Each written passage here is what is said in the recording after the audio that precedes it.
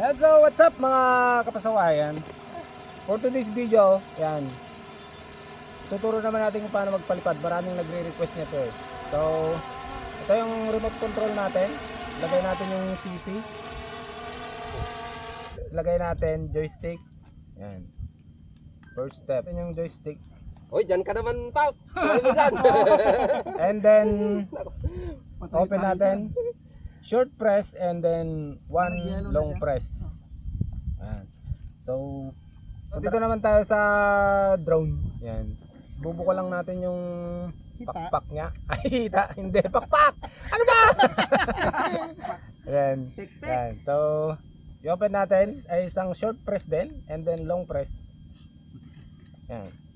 So, gagalaw na yung gimbal niya. Yan. And then, yan, ready to go. Manual take off and then merong matic. So, ang gagawin natin is yung manual muna. Yan.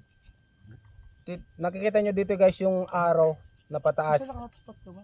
Yan ang pipindutin lang natin. Yan. Yan. So, tutunog siya. Yan. Long press natin yung take off. Ano yung tumilapon? Yan. Bato. And yan.